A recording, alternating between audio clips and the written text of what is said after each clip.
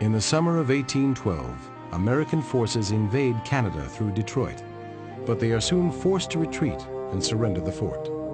Fort Dearborn in Chicago is also captured. Harrison leads the counterattack in the west.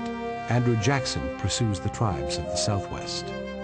In the end, at the Battle of the Thames, Tecumseh loses. He fights to the end and is killed.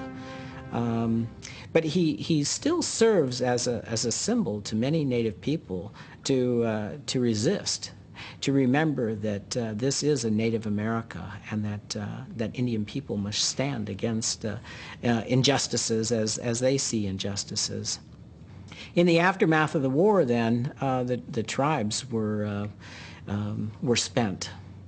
They had tried unification, they had tried a military means of standing against the United States, and none of this had worked. And so they needed to find a new way of survival, a new way of fighting the United States. The victories over the tribes, however, are not enough to win the war.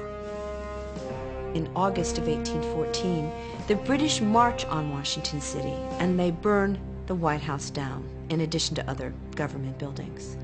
And they do this for very obvious reasons. They think, according to their foreign intelligence, that the Americans aren't very united. There's a lot of fighting between these sort of parties, Federalists and Republicans. And it's such a small capital and so weak and not really developed. They think if they just come in and burn it, that the whole Republican experiment will fall apart. And they were almost right. But what they hadn't counted on was that far from being demoralized, the American citizenry, who up to this point had not been too supportive of the War of 1812, were galvanized into action, and though the war would only last a few more months, fought very hard for their new country because they were insulted by what had happened. The Americans didn't lose it, and that's all that was necessary. Despite a symbolic slap in the face with the burning of Washington, the British had no interest in reestablishing an empire in the United States. It was a sideshow for the British, who were intent on destroying Napoleon in Europe. And one of the things that's hard for us to understand now is how Americans could have interpreted their survival as a great victory.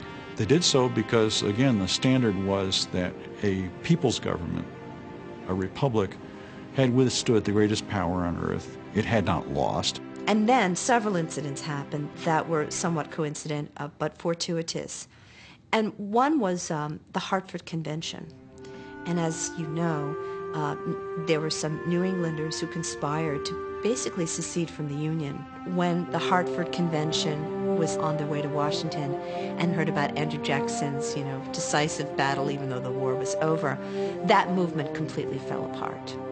Those people who were enthusiastic supporters for the war knew what a near thing it had been, how close the Americans had come to losing the war or having to negotiate a much less favorable peace than they were able to negotiate, because they see that the survival of Jefferson's Union, a union of free Republican states, is impossible in a dangerous world without some institutions of federal authority that can effectively manage a war effort.